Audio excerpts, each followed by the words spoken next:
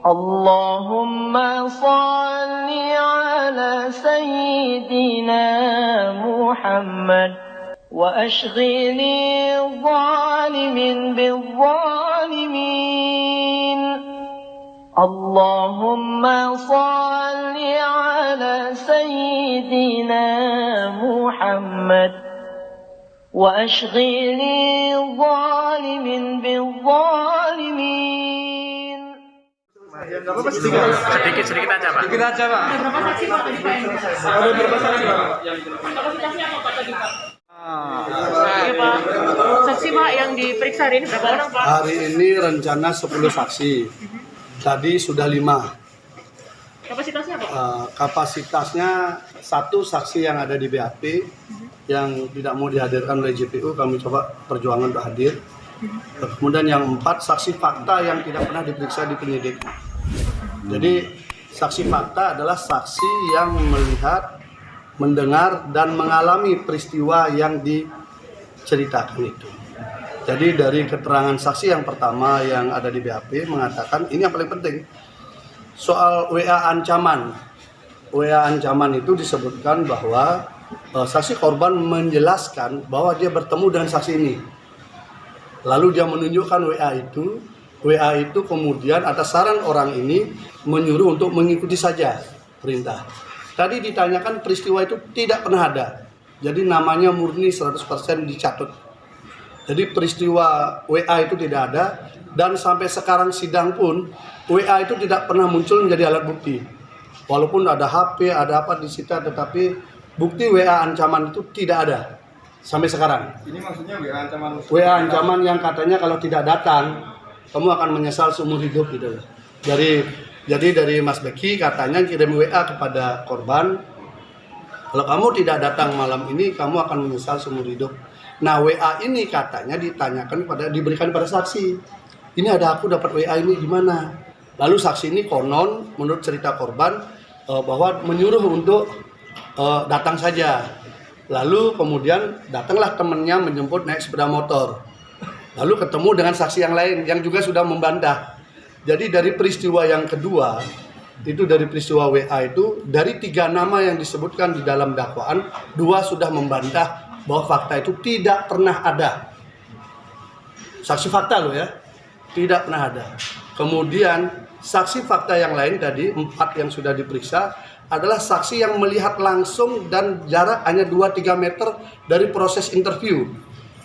Baik interview saksi yang pertama, kedua, ketiga. Waktu interview itu termasuk korban. Korban adalah di interview yang ketiga. Keempat-empatnya ini adalah saksi. Termasuk yang sempat mengambil foto korban ketika membantu terapi. Dan kemudian ada 1 saksi sedang mengajari yang bersangkutan. Itu pas ada di video dan ada di foto. Jadi fotonya ada, videonya ada, orangnya senyum-senyum, orangnya gembira, tapi dikonstruksikan peristiwa di hari itu adalah ada pemerkosaan. Jadi kami merasa sangat yakin kalau ini pengadilan untuk mencari adil, maka semestinya saksi itu aja sudah menjawab. Karena WA saja sudah tidak ada. Bukti WA juga tidak dihadirkan.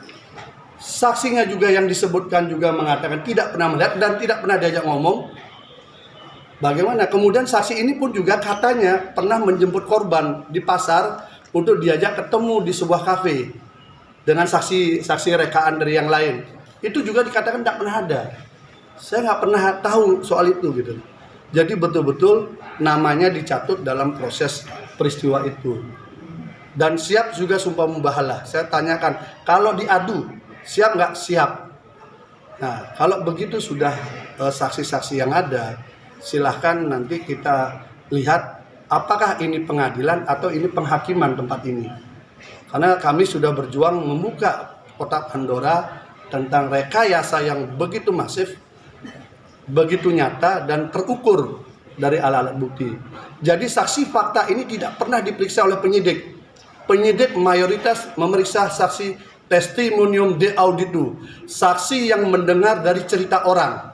Saksi gosip itu ya? Yang istilah saya dalam bahasa milenial, ini saksi gosip yang dihadirkan di persidangan. Dia tahu banyak segala hal, tapi dia tidak melihat, tidak mendengar. Bahkan ada yang tinggal di Pati, ada tinggal di Kudus, ada tinggal di Kerawang, ada tinggal di Lampung. Waktu hari peristiwa. Sementara yang ada di hari peristiwa, yang hadir hari ini, tidak pernah diperiksa sama sekali. Saya tanyakan, pernah nggak dipanggil? Tidak pernah. Ini masih sisa-sisa yang lama. Kita sangat sedih juga melihat cara pemberkasan kasus seperti ini. Saksi fakta tidak ditelusuri, tidak digali secara mendalam. Saksi fakta ini mereka ketemu, ada fotonya, ada videonya, mereka ngajari semua. Tidak diperiksa. Untung mereka bisa hadir. Untung mau mereka hadir untuk menjadi saksi. Itu baru saksi dari kita. Fakta, bukan saksi gosip. Saksi gosip berpakaian LPSK. Pak, berarti Saksi fakta ini tidak dilindungi siapa-siapa. Hanya mengandalkan doa sama lindungan Tuhan. Berarti saksi yang datang hari ini santri ya Pak? Ya, itu adalah orang yang memang ada di lokasi. Jadi statusnya mereka adalah senior di terapi. Sama kayak yang kemarin. Ada juga yang sudah bekerja di tempat lain ya. Ada juga yang bekerja di tempat lain. Dia programmer. Dia programmer tempat lain dan sudah tamat juga. Itu namanya yang dicatut. Itu yang namanya dicatut, katanya melihat WA dan menganjurkan untuk datang jam 2.30 dini hari. Ya kalau dalam cerita fiksi memang menyeramkan kisahnya. Tapi yang namanya fiksi kembali lagi ya fiksi, bukan fakta. Mas Beki kenal sama Pak. yang datang